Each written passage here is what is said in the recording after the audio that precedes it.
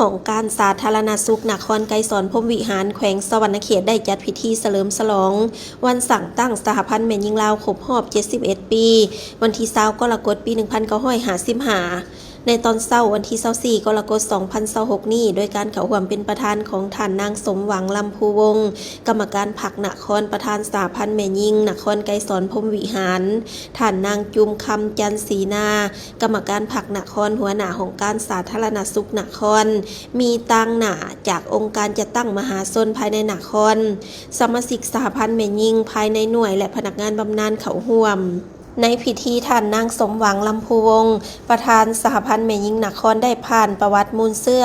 การกำเนิดการเติบใหญ่ขยายตัวและผลงานการเคลื่อนไหวเวียกงานของสหพันธ์แม่หญิงลาวและแม่หญิงลาวบรรดาเผ่าที่ได้อุทิศตนเพื่อภารกิจต่อสู้ปลดปล่อยชาติปกปักรักษาและสร้างสรรค์พัฒนาประเทศชาติก็คือภารกิจพัฒนาแม่หญิงลาวเห็นว่า71 ปีผ่านมาเอ้ยน้องแม่หญิงได้ล้มลุกคลุกคลานเคียงบ่าเคียงไหลกับเพศชายผ่านผ่าความยุ่งยากเขียวขาดละอิดละเอี้ยวมีผลงานบันทึกในหน้าประวัติศาสตร์ของชาติและของแม่หญิงในหลายๆด้านที่พ้นเด่นขององค์การจัดตั้งสหพันธ์แม่หญิงลาวและแม่หญิงลาวบรรดาเผ่าองค์การจัดตั้งแม่หญิงได้เริ่มมาจากหน่วยยุวรรณนารี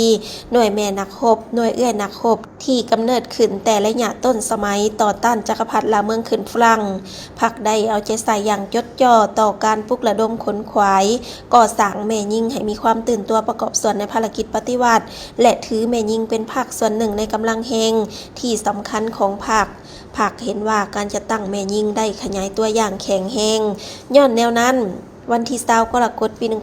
1955พรรคได้มีมติตกลงสั่งตั้งหน่วยค้นคว้าเวียกงานแม่หญิงขึ้นอย่างเป็นทางการ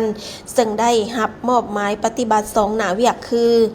ค้นคว้าห่างกฎระเบียบโครงการดำเนินงานเพื่อกะเกียมจัดตั้งเป็นหน่วยแม่หญิงในขั้นต่อไป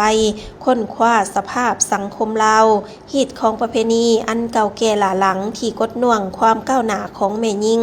และส่งผลสะท้อนอันบ่ดีต่อสุขภาพของแม่หญิงและเด็กน้อยที่ควรปะละพร้อมทางปลุกระดมขนขวายแม่หญิงให้มีความตื่นตัวอยากแก้ไขสภาพด้อยโอกาสของตนเองและบุกบืนก้าวขึ้นปี1956สมาคมแม่หญิงลาวหักชาติก็ได้รับการสั่งตั้งขึ้นโดยสืบทอดมาจากหน่วยค้นคว้าเวียกงานแม่หญิงจากนั้นก็ได้ขยายสมาคมแม่หญิงลาวหักชาติลงสู่รากฐานเพื่อเปลี่ยนแทนหน่วยแม่นักรบหน่วยเอื้อนักรบและหน่วยยุวรรณนารีที่ได้รับการจัดตั้งและได้เคลื่อนไหวมาแต่ก่อนนั้นพร้อมนี้ยังได้สังรวมผลงานการเคลื่อนไหวที่พ้นเด่นของสหพันธ์แม่หญิงแขวงจำปาสักในระยะผ่านมาเป็นต้นแม่นเวียกงานโฆษณาเวียกงานนโยบายเวียกงานพัฒนาชีวิตการเป็นอยู่เพื่อแก้ไขความทุกข์ยากให้แก่แม่หญิงและครอบครัวเวียกพัวพันการห่วมมือในพิธีก็ได้มีการมอบใบย่องย่อให้แก่บุคคลที่มีผลงานดีเด่นในการจัดตั้งปฏิบัติเวียกงานระยะผ่านมาให้สมาชิกสหพันธ์แม่หญิงหน่วยรากฐานสหพันธ์แม่หญิงสาธารณสุขนครตื่มอีกด้วย